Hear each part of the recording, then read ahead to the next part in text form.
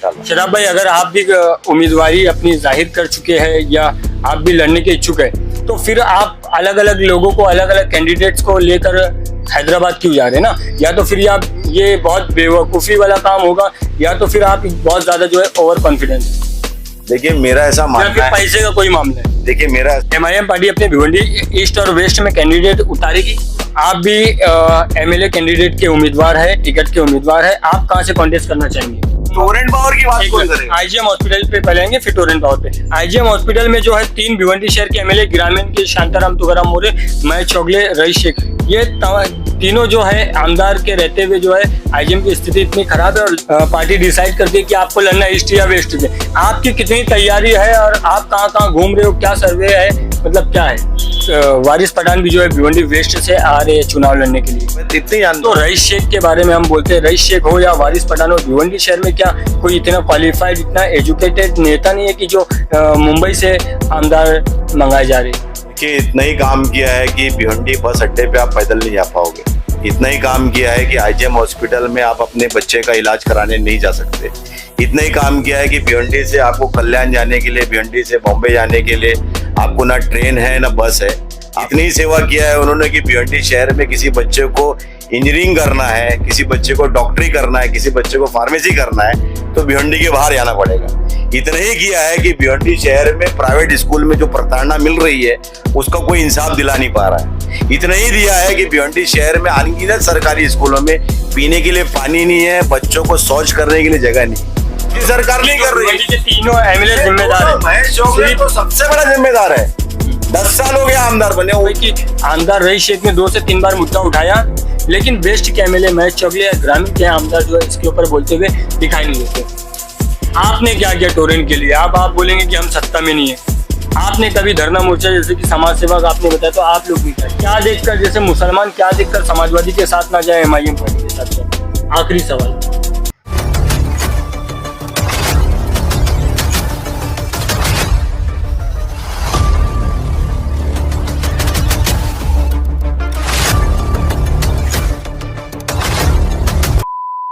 MIM party अपने Bhiwandi east और waste में कैंडिडेट उतारेगी? बिल्कुल उतारेगी। ऐलान कब होगा? देखिए एमआईएम के राष्ट्रीय अध्यक्ष बैरिस्टर असद अवैसी साहब के आदेश अनुसार एमआईएम महाराष्ट्र के अध्यक्ष इम्तियाज जलील साहब और एमआईएम भिवंडी विधानसभा चुनाव के इंचार्ज अहमद बलाला साहब, ये दोनों ही सारे उम्मीदवारों की से संवाद कर रहे हैं। सारे उम्मीदवार ना सिर्फ संवाद कर रहे हैं बल्कि उनका ऑब्जर्वेशन भी कर रहे हैं। तो अभी तो 22 तारीख से 29 तारीख के बीच का समय है, बहुत समय है, बहुत से उम्मीदवार हैं। अल्लाह का शुक्र है कि भिवंडी शहर के तकरीबन सभी बड़ी पॉलिटिकल पार्टी या बड़ी सोशल एनजीओज के जो संचालक हैं या नेता हैं वो एमआईएम पार्टी से संवाद कर रहे हैं, और पार्टी के नेता सारे लोगों को ऑब्जर्वेशन करने के बाद द बेस्ट कैंडिडेट भिवंडी की जनता के सामने देंगे इंशाल्लाह। आप भी एमएलए कैंडिडेट के उम्मीदवार है, टिकट के उम्मीदवार है, आप कहाँ से कॉन्टेस्ट करना चाहेंगे? देखिए मजलिस इत्तेहादुल मुस्लिमीन का नेतृत्व होने के कारण 2019 में मुझे भिवंडी वेस्ट असेंबली हल्के से मौका भी मिला था। कुछ टेक्निकल कारणों की वजह से हमने खालिद गुड्डू को चुनाव लड़ाया था।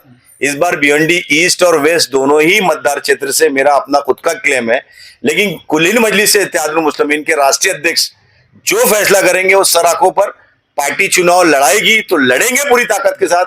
पार्टी किसी को लड़ाएगी तो उसके साथ तन मन धन के साथ में खड़े रहेंगे इंशाल्लाह। शराब भाई, अगर आप भी उम्मीदवारी अपनी जाहिर कर चुके हैं या आप भी लड़ने के इच्छुक है, तो फिर आप अलग अलग लोगों को, अलग अलग कैंडिडेट्स को लेकर हैदराबाद क्यों जा रहे हैं ना? या तो फिर आप ये बहुत बेवकूफ़ी वाला काम होगा, या तो फिर आप बहुत ज्यादा जो है ओवर कॉन्फिडेंस है।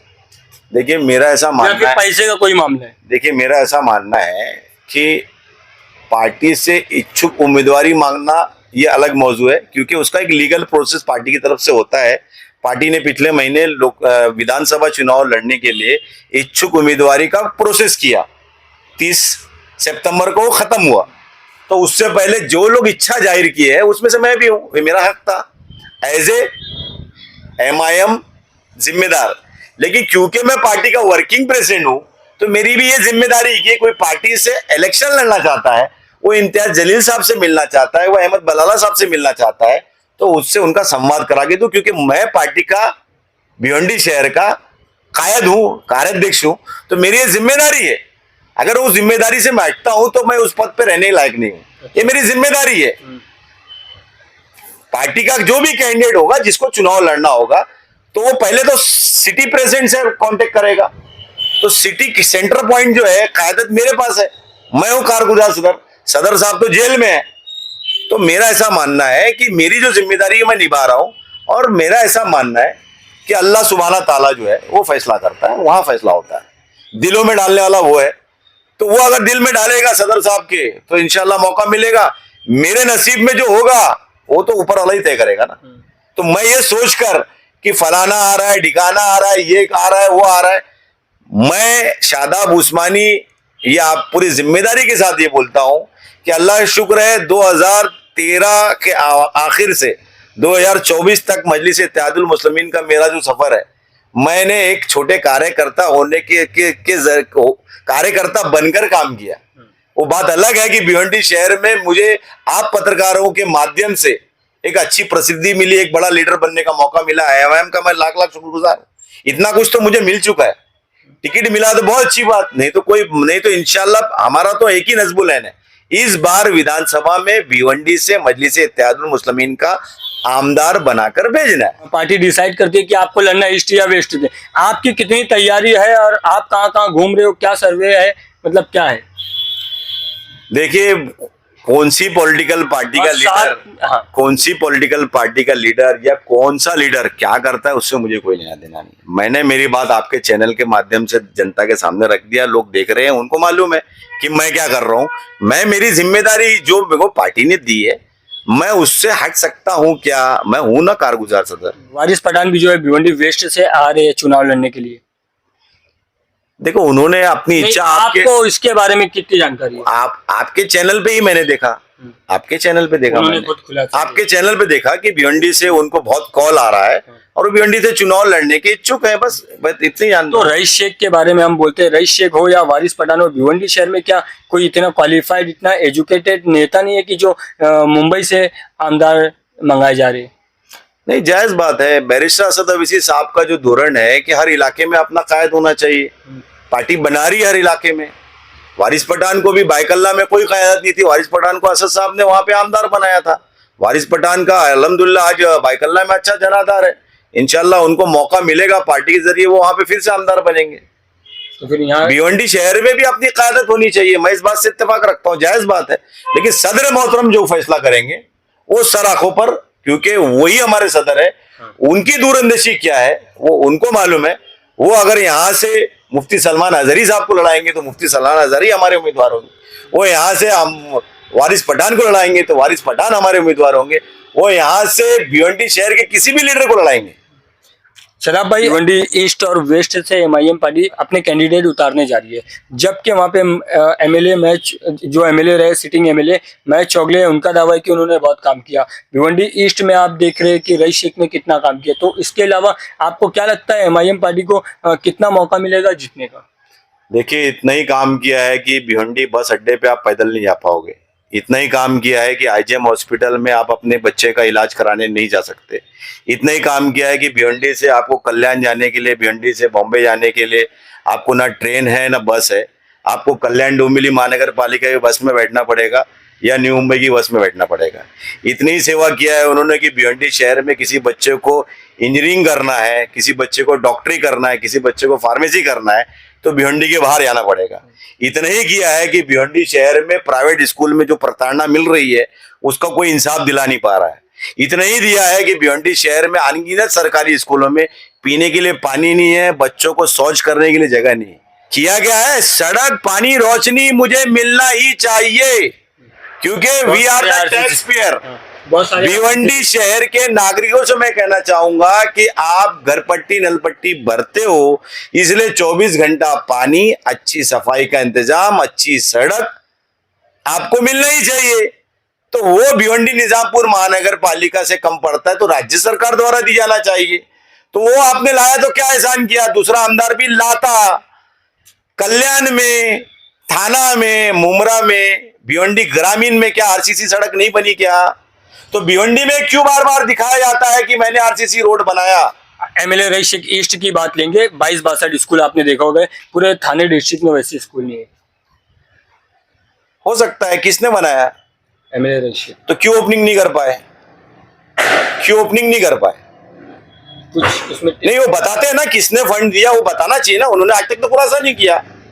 वो खड़े होके एक राज्य सरकार से एक निधि आती है 8,000 करोड़ रुपए की मेट्रो के लिए।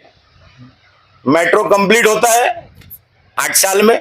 8 साल के बाद जो एमएलए है वो ओपनिंग करने के लिए खड़ा होता है और बोलता है 8,500 करोड़ रुपया खर्चा करके मैंने ये मेट्रो लाया। ये तो क्यों बात नहीं हुई? 62 स्कूल की कहानी कोई नहीं थी क्या?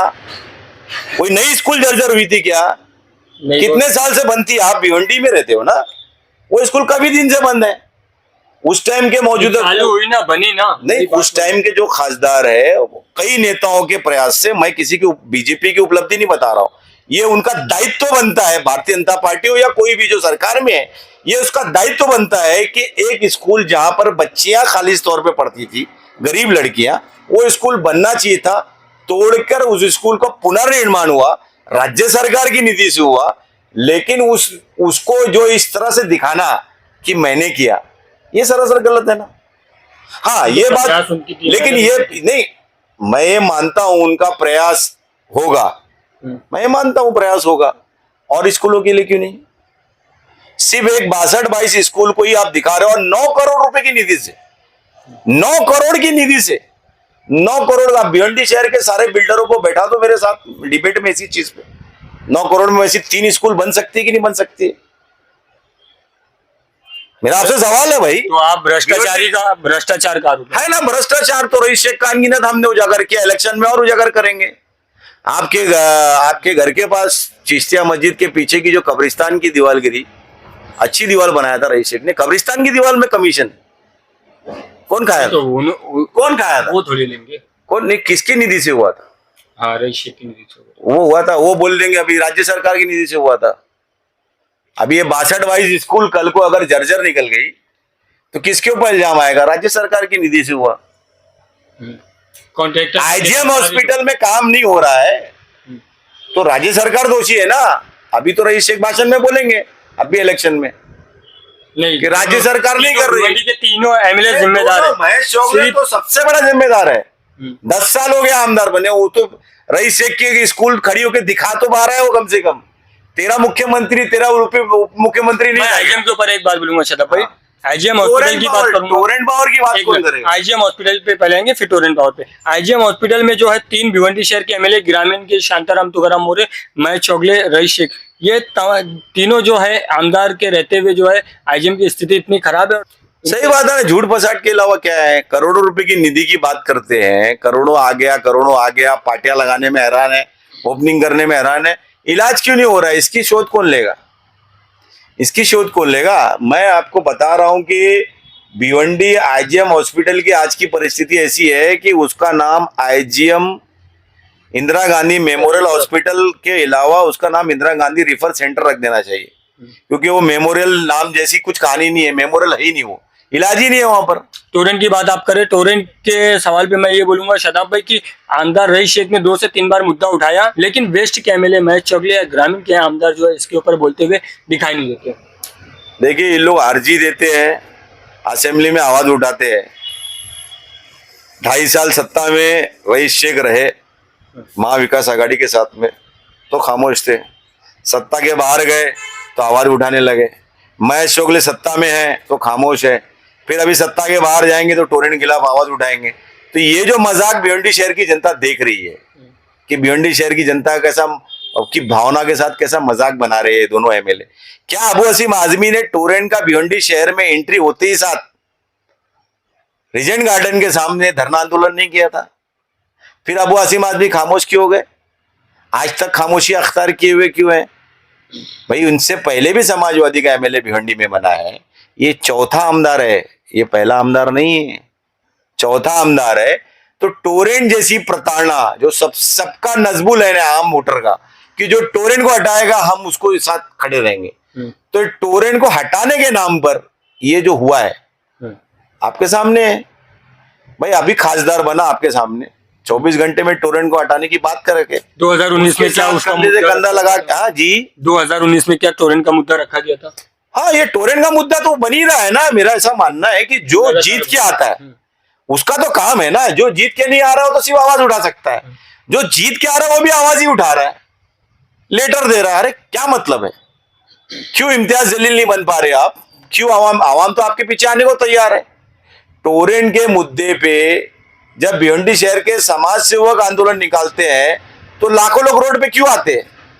और टोरेंट के मुद्दे पे जब पॉलिटिकल पार्टी आंदोलन निकालती है तो कुछ ही लोग आते हैं, क्योंकि लोग बदजन हो गए इनसे कि ये बेवकूफ बनाने का धंधा खोल कर रखे। थोड़ी पानी है और क्या है?